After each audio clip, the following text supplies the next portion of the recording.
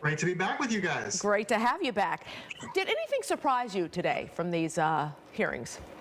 Well, it was certainly a day of horror and emotion.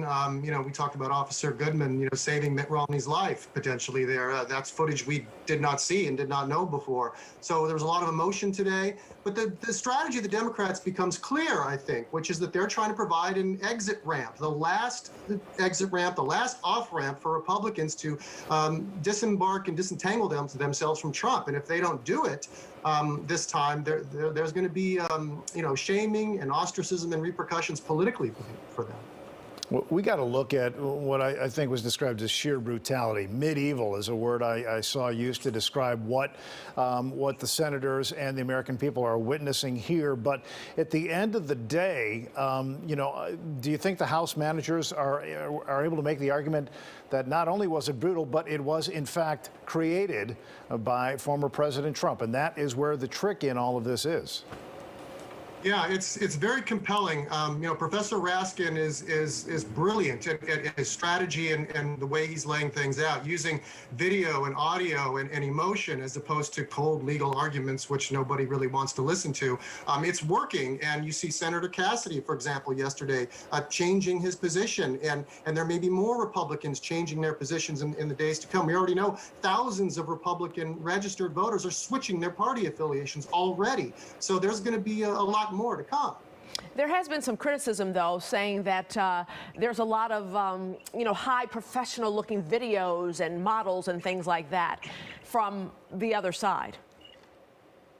This is Democrats finally learning the lesson, right, of 21st century media. Obviously, Donald Trump was a master of it over the last few years with social media, and now Democrats are finally getting on board and saying, this is how we connect with the American people. We do it through video and audio, short clips, compelling clips.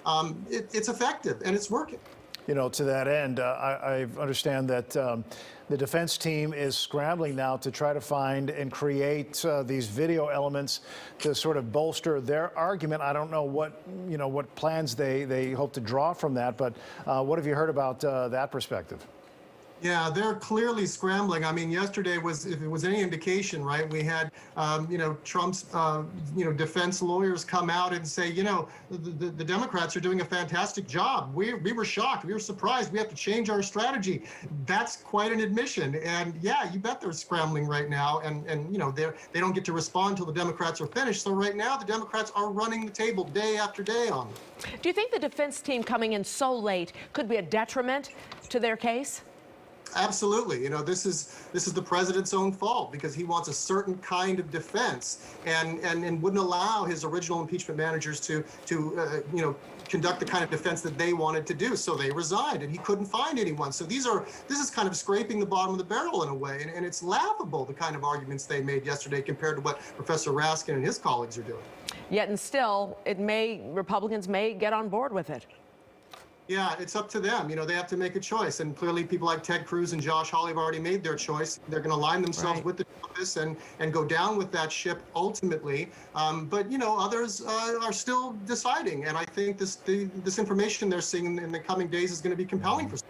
All right, Dr. Artemis Ward, thank you so much, Professor of Political Science at Northern Illinois University. Thanks so much for joining us again. Be safe, be well.